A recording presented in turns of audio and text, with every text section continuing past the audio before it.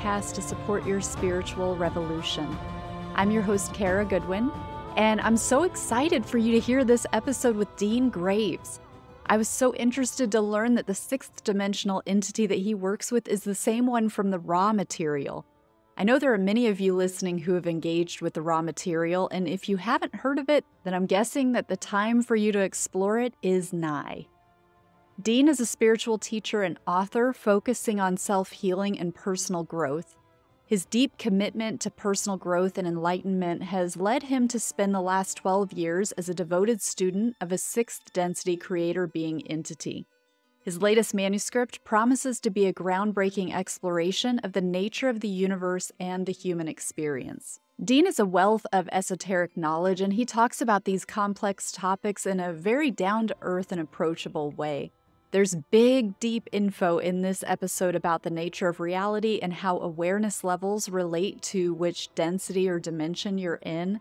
I loved what he had to share about children born from about 2005 onwards. So we'll dive right into all of that, but first I've got something special to share with you. Are stress, sleep issues, or anxiety holding you back? Let me introduce Moonbird, your personal breathing coach. This sweet little companion just rests in your hand, guiding you through rejuvenating breathing exercises. Moonbird turns meditation from abstract to accessible, making calm breaths a seamless part of your daily routine. Its brilliant design offers a revolutionary approach to mindful breathing. With Moonbird, you can experience improved sleep quality, longer sleep duration, improved daytime functioning, ability to fall asleep faster, and feeling better rested upon waking. Use the link in my show notes and the code KaraGoodwin for 5% off your order. And now, enjoy this episode. So welcome, Dean. I'm so excited to have you here today. Thank you. I'm excited to be here. I look forward to our conversation. Me too.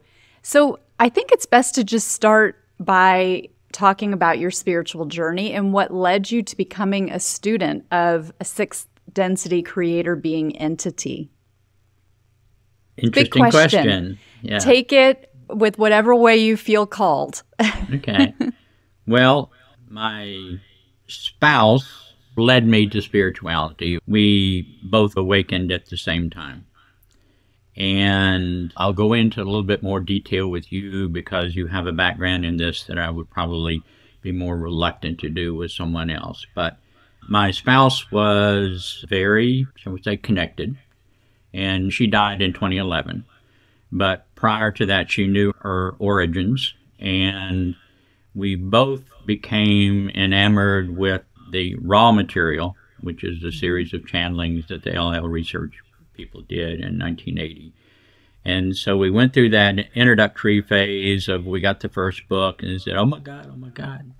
And then we couldn't wait for the next book to be delivered and so forth. Well, we went all through the books, and that proved to be a really good, and we got to know the LL research people quite well. Kidding. Wow. Yeah. And so we'd go up and visit them and go out to dinner and that kind of stuff.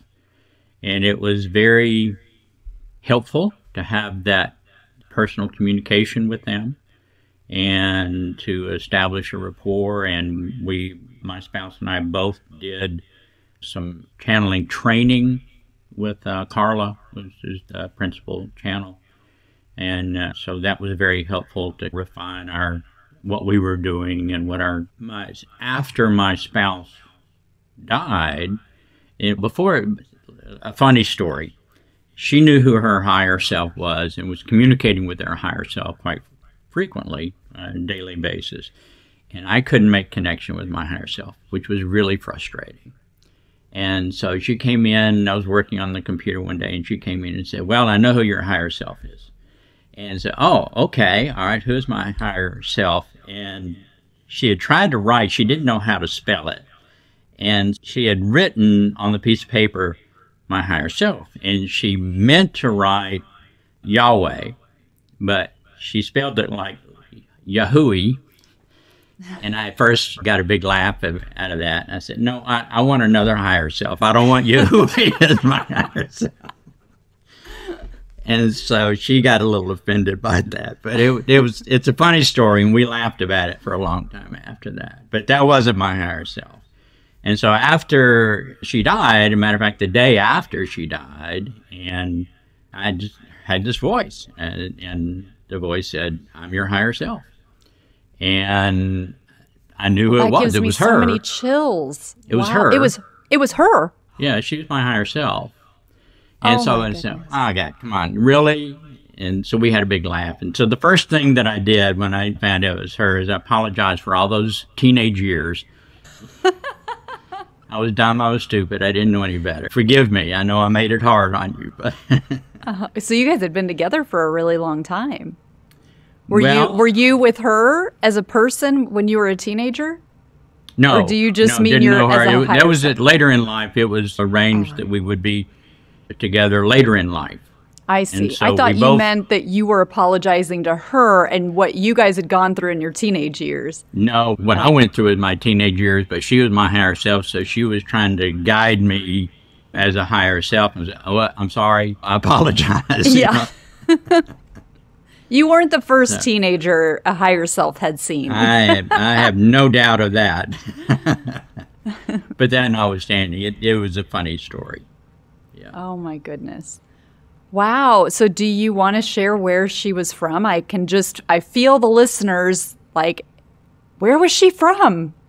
Well, she's from what's referred to as the RAW group. So the RAW entity was communicating with LL Research was her social memory complex. And so, yeah. Wow. She was from the RAW group. That's amazing. I'm familiar. I've listened to the first book. It's incredible. The fact that this was it in the 70s or the 80s? 80s, early 80s. Early 80s. And then the intel that came through is just phenomenal, particularly thinking about it's stuff we hear about more now. Mm-hmm. But for the three of them to have been pulling in that level of information that there are not communities then talking about vibration and thoughts and frequency, and it was and just the physical way that they were having to manipulate themselves to get into that channeling state. More now you see people like slipping in and out of it more easily without having to go through the whole like ritual and moving things like incrementally and so forth. But I've learned that was puzzling to me as well, that the connection had to be so sensitive for Carla to make the connection. And in talking to the Arcturians, they explained that the primary reason they had to do that was because Carla had such physical difficulties that it was difficult for her to maintain that high level of vibration in order to make that connection. The instrument that works with me to communicate with the Arcturians doesn't have that problem, and our conversation is just like you and I talking. It's very relaxed, it's very free-flowing, and none of that necessary preparation is done. Okay. Well, so is the RAW group, are they Arcturians? I can't remember if they even identified that. RAW is one of 5 archetypes of the Creator. Okay. And so RAW is pervasive to all of creation, as are the other 4 archetypes. So RAW is simply one aspect of the Creator. RAW is the aspect of love. And the other 4 archetypes are awareness, wisdom, unity, and stillness. And so they all participate, and we are all of these archetypes. But the progression through evolution is a hierarchy, and we are in 3rd density. We are sharing a 3rd density experience, and our task in this level of consciousness is to become awareness, which is the foundation. We have to become aware before we can explore the other aspects. And in this range of consciousness, we're simply building the foundation for our future evolution. Are there names for the other 4? Mm-hmm. Yeah, in each of the stars, a 9-star system is how our universe has expanded. so wherever there is an expansion of the universe, it is expanded in groups of 9. Each star is home to an archetype. There are 5 inherent characteristics and 4 distortions that comprise our universe. In other universes exist, there are a total of 32 distortions and inherent characteristics. And so other universes are comprised of mixing and matching those combinations in order to diversify the experiences of creation. Ra is the archetype of love. Law is our sun, is the home to law. Law is wisdom. L-A or L-A. L-A-W? Okay. No, just L-A. Ra is R-A. Yeah. Law is L-A, and that is wisdom. That is, our sun is the star home for that. Ra's home is Sirius B, which is part of our 9-star system. And I have in my books, I don't recall the direct association with the stars and the archetypes, but the Ka is movement, or actually the lack of movement, it's stillness. Is that K-A? K-A, just K-A. And Sa is awareness, and wisdom is... Well, wisdom is law, right? Well, law, yeah, or is that wisdom is law. We already said that. I'm forgetful of the other one. But at any rate, yeah, they all have names, and then the distortions have names. Melchizedek is free will, and so that's one of the 9 that pervades all of creation. So it participates in every universe. We have 3 distortions other than free will, and Ta is separation, which is an enhanced separation from free will. Da is movement, and Lucifer, which is actually unconsciousness. And these elements that are the aspects that comprise our experience in this universe design an archetypical mind that governs how we process thought. Consequently, it guides us in how we process thought and how we evolve. Other archetypical minds exist based on other combinations or slight deviations from our archetypical mind that diversifies the experience of consciousness going through the evolutionary process. Wow. There's one in particular that stands out that kind of surprised me, which was the free will being a distortion. Mm-hmm. So is that because really ultimately through evolution we have the divine will, which is the true will, and then the free will is more of like our human egoic actions that aren't aligned with divinity? It's not that complicated. Free will was the first distortion that began creation. Okay. The one infinite creator became aware and had a desire was to explore itself by experiencing itself. And in order to experience itself, if you're all that there is, it's difficult to experience yourself with any sort of diversity. And so the infinite creator projected, actually before it was infinite, projected 2 concepts. The first concept being infinity.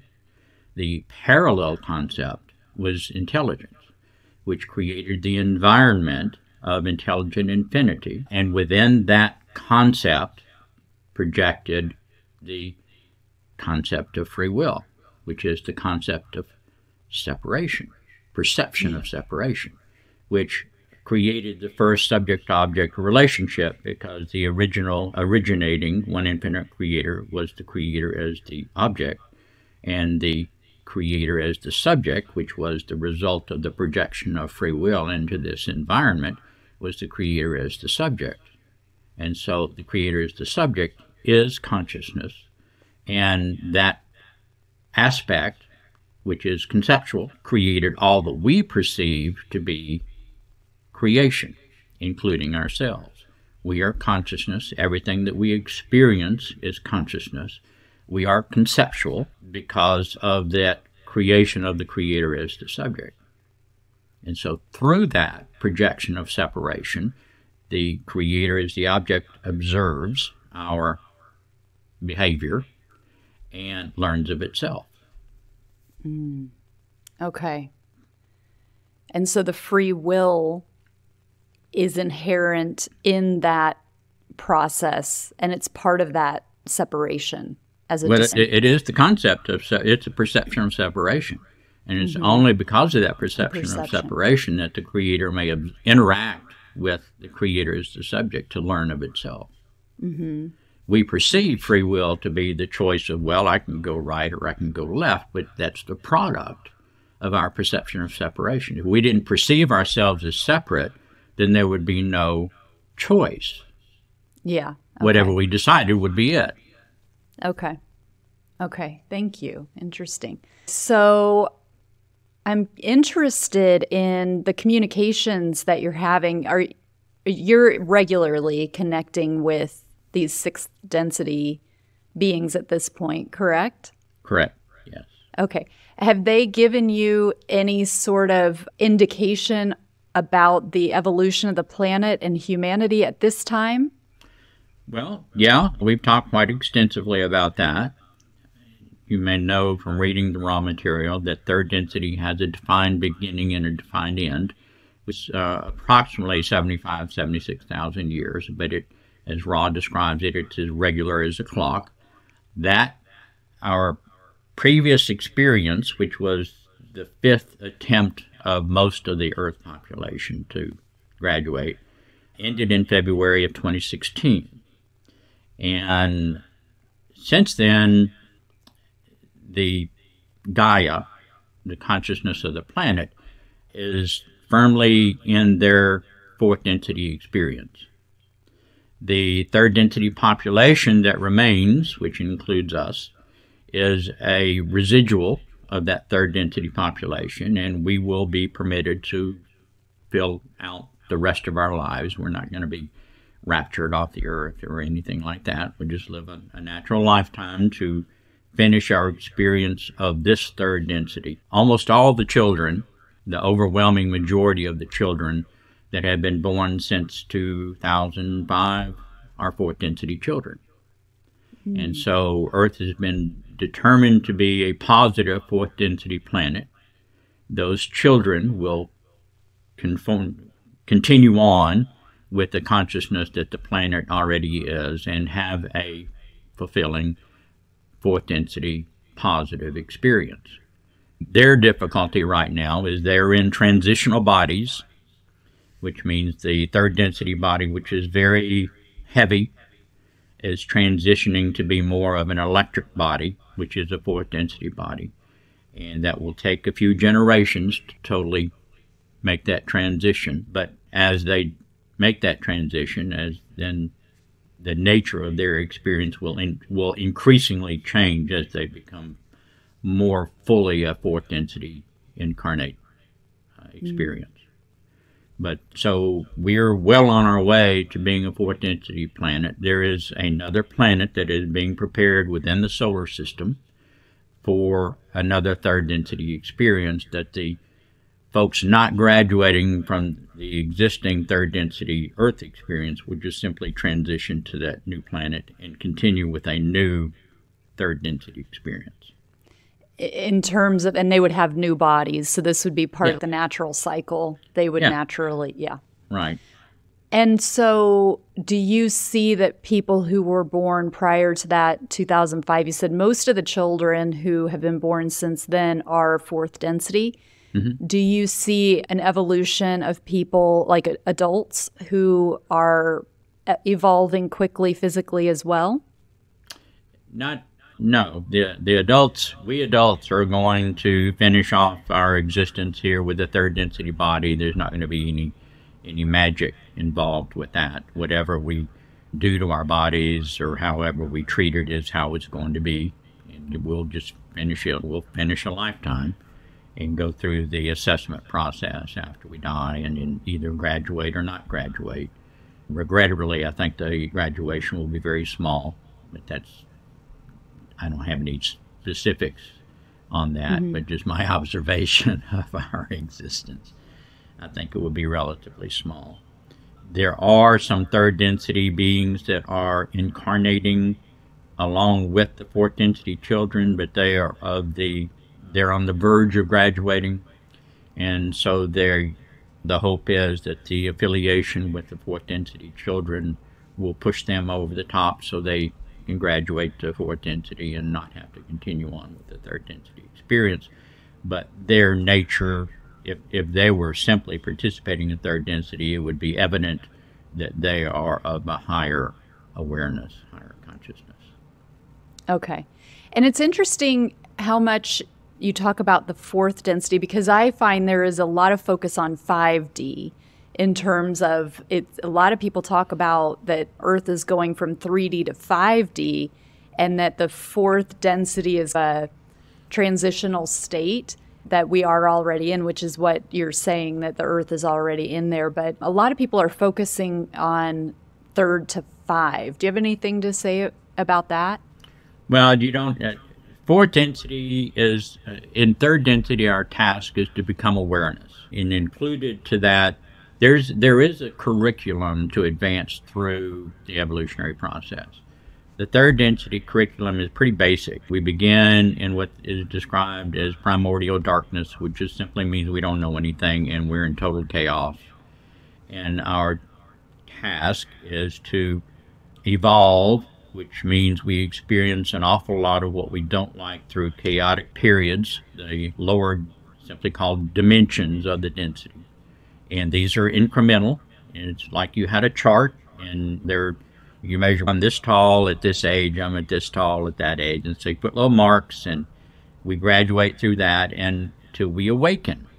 And awakening is nothing more than the awareness that all this stuff that I've been doing isn't making me happy. I'm not happy. And that's all there is to an awakening.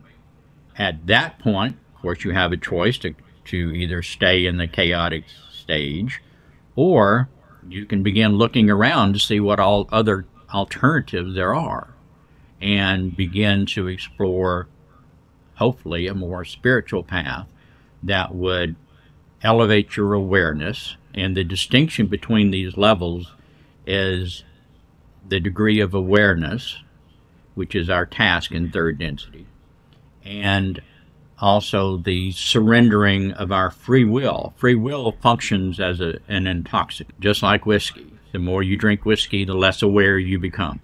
And so free will does that same thing. So when we are very intoxicated with free will, our awareness is very low. And as we assume responsibility for our evolutionary process, then we are surrendering our free will intoxication. The distinction between a fourth density being and a third density being is the degree of free will intoxication, which they have surrendered because of elevated awareness. Interesting. Okay. What are your thoughts about what happens when we die? Well, as Rod describes it, and I don't have direct recollection of this, when we die, we transition. We exist simultaneously, and I try to teach this in a meditative process to my meditation students. We simultaneously exist in both a metaphysical form and the physical form. Our metaphysical form is a consciousness pattern, and it is cumulative, and it only begins to be cumulative in third density. In other words, the first two densities do not preserve their experiences. They're foundational densities, they're nondescript, and they simply provide the opportunity for a planetary experience, incarnate experience for third, fourth, and fifth density. So that's really interesting. Sorry to interrupt you for a second, but are you familiar with Dolores Cannon's work? Sure, yeah. So she has a number of references in her books of people who remember being like a stone or a huge boulder on a planet or a tree that's hundreds or thousands of years old, which I think of as those lower densities. But I was really shocked when I started coming across those stories of people being these immovable objects. So it's interesting to think about that, because that would be a memory that they hold of being that. Yeah, I would explain that in a different way. what Dolores did, and I've met several people that Dolores has hypnotized and done a regression with, and they're all wanderers. A wanderer is, my spouse was a wanderer. My instrument that I work with now is a wanderer. There are lots of wanderers. Wanderers is a higher consciousness being, usually sixth density, that's their metaphysical self. They project an analog projection just as we are into third density to be of assistance. And so the sixth density perspective is they feel all of what we experience. And I don't know, I would doubt very seriously that an entity that is a third density being has any recollection of a first or second density experience, because the experiences aren't retained, and you begin third density in primordial darkness, which simply means you wipe out, you're a clean slate. You have nothing to contaminate your experiences with prior experiences. And you evolve through third density. So what you experience in third density is preserved as your consciousness pattern. And that is your enduring self. And so we project from that consciousness pattern analog projections of ourself into physical form to have a variety of experiences. The average human on Earth has had over 3,000 incarnations, and some as many as 8,000. And so the purpose of that is to diversify our experience and to allow us to assimilate and accumulate experiences, being incarnate in a variety of different forms and lifetimes in order to mature our consciousness pattern. Okay. And do you have a sense if you're a wanderer? I do. Yes. Do you want to share that, or? Well, yeah, I am. I mean, most of the folks I work with know that, and most of the folks I work with are wanderers too. So, yeah, I have some recollections of that. I know my past lives, what function I have provided in those, and my purpose for being here is simply to be a messenger and to deliver information. And so that's what I do with my time, is I communicate, expand my understanding, and present it from a third density perspective. From the raw material, you can discern that a sixth density's direct communication is very stilted for the most part, because they're not in the density, and it's difficult for most folks to understand that and comprehend that, because it's so contradictory to their hegemonies that they have incorporated into their identity. And my purpose, I'm an analog projection, as you are, of my metaphysical self. I'm a third density being. I have no magic or anything of that sort, and I'm just here to deliver information. And it's when you talk about remembering your previous lives, do you remember being on Earth? Do you remember being, or is it Earth plus other places, or are there no earthly memories for you? No, I have some.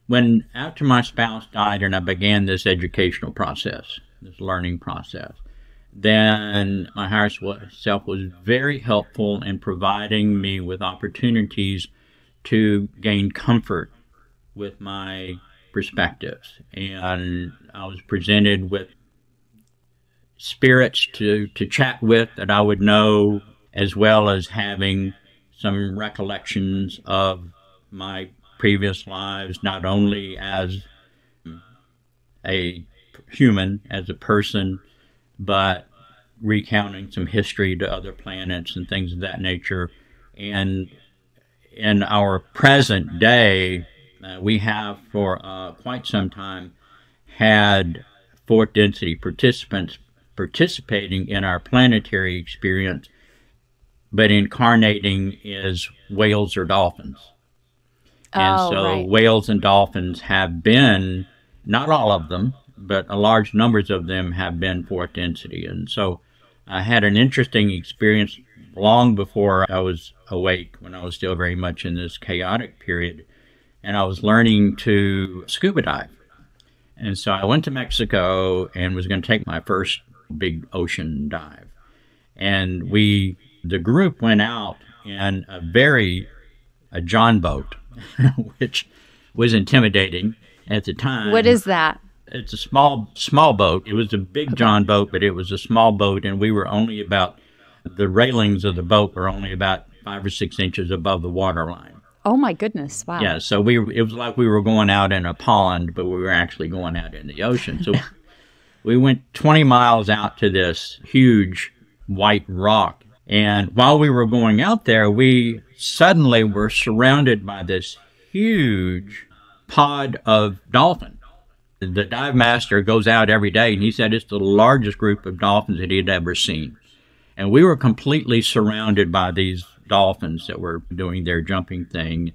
And they would roll over, come up to the boat and roll over and just look at us with their little eyeball and stuff. And you could pet them. They would let you pet them. And so I petted a couple of dolphins that rolled up.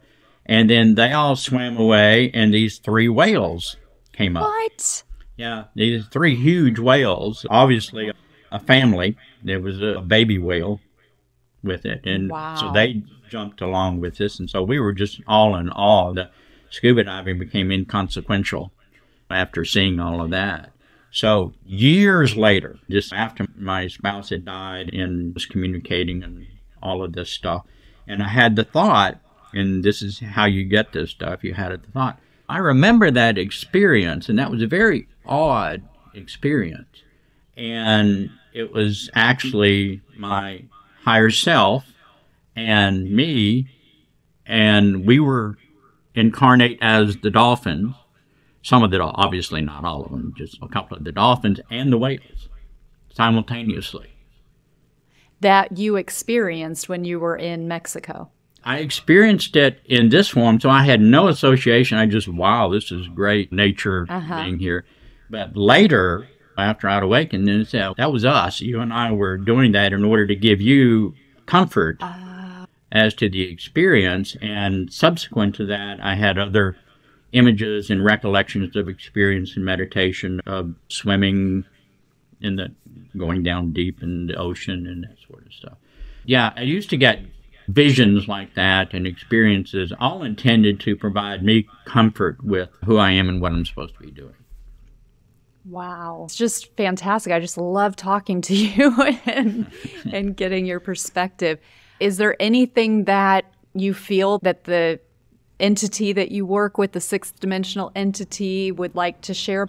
The encouragement to do the work, to awaken, to explore yourself, to heal yourself. And almost in all the episodes that we're discussing with the Arcturians, the podcast is Chatting with the Arcturians. And the most recent episode was talking about hallucinogenics and how they can be used in order to heal mental illness and conditions that we have imposed upon ourselves. But the process of evolution it's difficult to do, but it's not difficult to understand. And the process is to heal the emotional baggage that we have collected, which is nothing more than the experiences that we have had in our lifetime that we did not learn the lessons that were brought to us. And we get to carry those lessons. That's the curriculum that I had alluded to earlier that is part of our experience. That's how we fulfill the curriculum, is learning the lessons that are brought to the experiences that we have. To heal that emotional baggage, which means we're learning the lessons, and then to begin to surrender the erroneous beliefs that we have incorporated into our false identity or our hierophant, which we all create. We all have a false perception of ourselves. The whole process of evolution is the surrendering of that false perception of self, and in so doing, we allow our authentic self to emerge. We gain nothing through our evolutionary process, but we got to get rid of a lot of stuff that we've created. We already are awareness, love, wisdom, unity, and stillness. But we've buried that in the ground and covered it with a bunch of trash. And so in order to get to the gold that we buried, we have to get rid of the trash and take the gold out of the earth. And so I encourage all of your listeners that have any sort of spiritual interest, that is the path. It is not mysterious. It is not mystical. It is hard work because we have to get rid of this false perception of self, and it's who we think we are. And so it's fearful to, if I'm not who I think I am, then who am I? And that transition point is in multiple stages, and that's the night of darkness or whatever. That's nothing more than you're not who you think you are, but you haven't allowed yourself to realize who you really are yet. And that will progress in stages. But you are there. You are your authentic self, and the experiences are immutable for everyone. So when you experience it, you're experiencing what everyone else that has achieved that level of consciousness has experienced.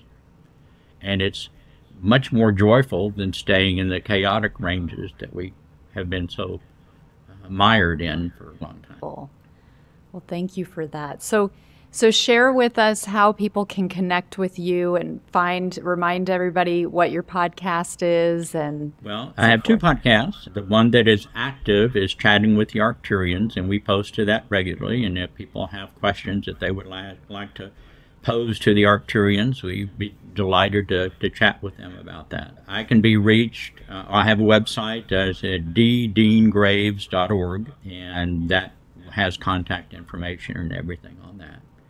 I've written a number of books. I have a new book coming out later this year, which is my compendium work that has all of this information. We explain the archetypical mind and the origins of creation, the densities, forgiveness, and a multitude of other things. It is intended to be a comprehensive book, and I think really it includes almost all the information that was in the raw material with a lot more explanation in an understandable fashion. I was going to say, I know that a lot of people have trouble with the raw material, and there are like study groups that try to help people to understand it. So I wondered if there was some companion to it that could help to level it a little bit more for people. If you read the raw material, Don and Carla were learning as they went through. And so a lot of their questions are excellent questions, but they're somewhat disjointed because they were learning as they were going through it. Mm-hmm. And Raw intended it to be a primer. It wasn't supposed to be complete information. It was supposed to be a primer that you get the basic understanding, so that maybe things aren't as real as I thought they were. And the same entity that I'm working with is the same entity that provided the raw material. And in the raw material, Ra talks about walking among the people. That was back during the Egyptian times, and it was the aspect of Ra that is known as Osiris. And so the Egyptian god that they deemed to be the god of the underworld was Ra, that walked among the people and provided them with the tarot, which is nothing more than a study book for the archetypical mind. But Ra didn't go into details with the archetypical mind, and Dawn didn't know to ask the details. Ra didn't get into any of the other archetypes because they weren't asked. We have to ask in order to get the answers, because if we ask, then they know we're ready for the information. If we don't know to ask, then they're not going to just say, this is what you need to know, because you're not necessarily ready for that information. Mm-hmm. And so they asked what they knew, and in reading through it, for a lot of folks, it seems disjointed. And part of what Kuo, their more recent communicant, is to provide more comfort, round out some of that informational experience. And it's still excellent information, but it's not informational like the raw material was. And the Arcturians are very didactic, and so the information they're providing coincides more closely with greater clarity than what Ra was able to provide with their instrument at the time. Beautiful.